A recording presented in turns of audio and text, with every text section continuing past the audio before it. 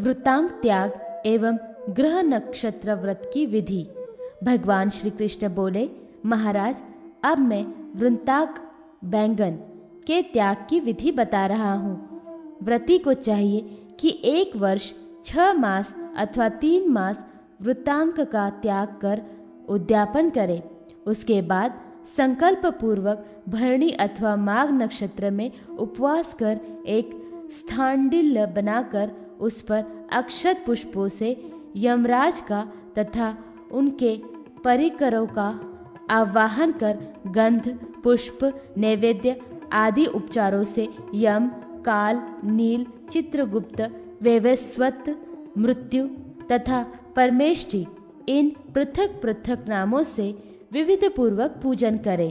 तदनंतर अग्नि स्थापन कर तिल और घी से इन्हीं नाम मंत्रों के द्वारा हवन करे।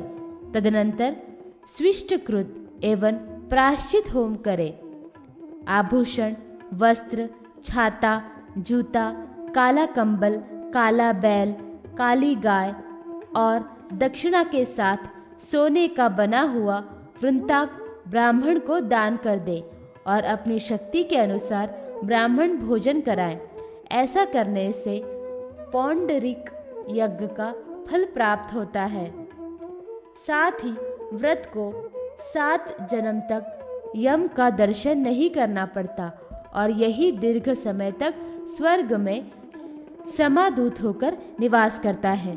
भगवान श्री कृष्ण ने पुनः कहा, महाराज, अब मैं ग्रह नक्षत्र व्रत की विधि बतलाता हूँ, जिसके करने से सभी क्रूर ग्रह शांत हो जाते हैं और लक्ष्मी, घृति, तृष्टि तथा पुष्टि की प्राप्ति होती है।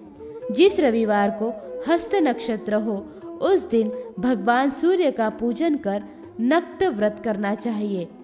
इस नक्त व्रत को 7 रविवार तक भक्ति पूर्वक करके अंत में भगवान सूर्य की स्वर्णमयी प्रतिमा बनाकर ताम्र पत्र में स्थापित करें। फिर उसे घी से स्नान कराकर रक्त चंदन, रक्त पुष्प, रक्त वस्त्र, धूप, दीप आदि से पूजन कर लड्डू का भोग लगाए।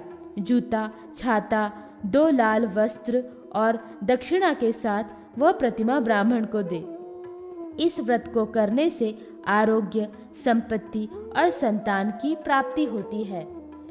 चित्रा नक्षत्र से युक्त सोमवार से आरंभ कर 7 सोमवार तक नक्त व्रत करके अंत में चंद्रमा की चांदी की प्रतिमा बनाकर चांदी अथवा कांसे के पात्र में स्थापित कर श्वेत पुष्प, श्वेत वस्त्र आदि से उसका पूजन करे।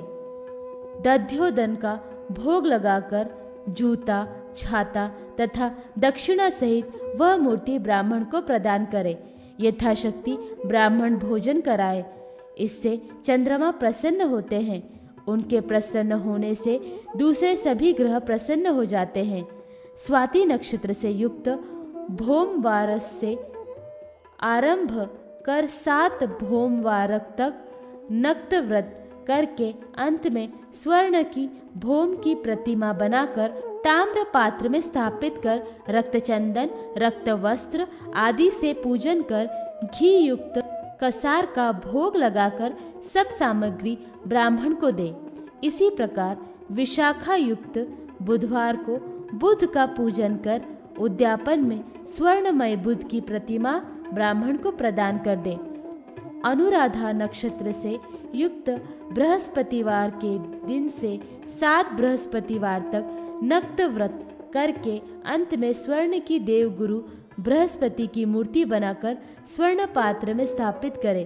तदनंतर गंध, पीत, पुष्प, पीत, वस्त्र, यज्ञोपवीत आदि से उसकी पूजा करके खांड का भोग लगाकर सब सामग्री एवं मूर्ति ब्राह्मण को प्रदान कर दे। इसी प्रकार ज्येष्ठो युक्त शुक्रवार को व्रत का आरंभ कर 7 शुक्रवार तक नक्त व्रत करके अंत में स्वर्ण की शुक्र की प्रतिमा बनाकर चांदी अथवा बांस के पात्र में स्थापित कर श्वेत चंदन, श्वेत वस्त्र आदि से पूजन कर घी और पायस का भोग लगाए। सब पदार्थ एवं प्रतिमा ब्राह्मण को प्रदान करें। इसी विधि से मूल नक्षत्र युक्त शनिवार से आरंभ कर 7 शनिवार तक नक्त व्रत करके अंत में शनि, राहु और केतु का पूजन करना चाहिए और तिल तथा घी से ग्रहों के नाम मंत्रों से हवन करके नवग्रहों की समिधाओं से प्रत्येक ग्रहों को क्रम से 108 अथवा 28 बार आहुति दे।